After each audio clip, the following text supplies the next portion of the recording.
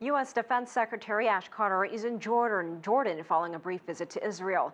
This is the first trip by a high-level U.S. official to the Middle East since a deal was reached on Iran's nuclear program.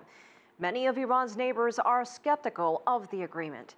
CCTV's Roy Rettenberg joins us from our Washington newsroom. And Roy, the U.S. appears to be launching a charm offensive. It does indeed, Elaine, and this isn't just the beginning, the Obama administration says, but a continuation of its diplomacy efforts. Remember, U.S. President Barack Obama hosted high-level delegations from the Gulf countries at Camp David in May. Some of those were reassured by what the president had to say. Now it appears Obama's top military man is trying to woo the others.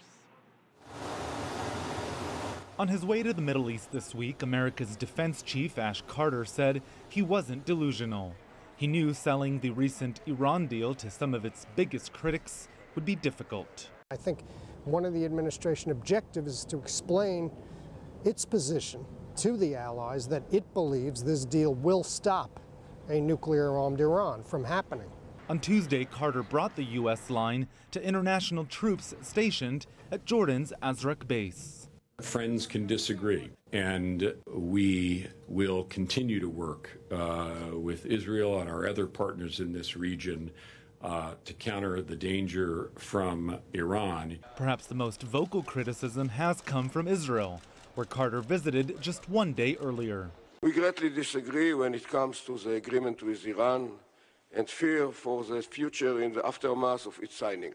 The Israeli defense minister gave Carter a tour of the country's border with Lebanon and told him that Iran is backing Hezbollah fighters just on the other side. Israel insists Iran will use sanctions relief money from the deal to further arm such groups. But Carter said the Iran deal does nothing to change Washington's commitment to the Jewish state.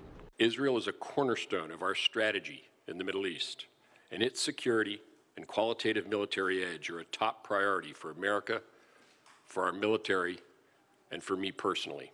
One possible outcome of the trip could be that Israel perhaps mutes its criticism of the deal, does not lobby against it as vociferously, as aggressively as perhaps it might have before the trip, that perhaps it acquiesces to the deal and talks about security arrangements beyond the deal, after the deal is implemented.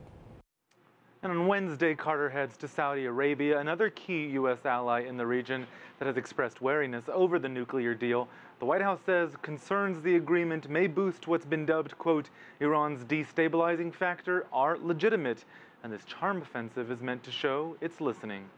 Roe, there's also some selling happening in Tehran. What can you tell us about that? That's right. Iran's parliament has now received a copy of this landmark nuclear deal. It was submitted on Tuesday by Iran's foreign minister, Mohammad Javad Zarif, who served as the country's chief negotiator at those talks in Vienna. Zarif tried to convince the majority hardline parliament that a good deal was reached with world powers. Remember, under Iran's constitution, lawmakers have a right to reject any deal, even one negotiated by the country's top diplomat. And it's still unclear whether there will be a vote on the deal or whether the parliament will simply discuss the agreement. All right, CCTV's Rory Rettenberg in our Washington newsroom.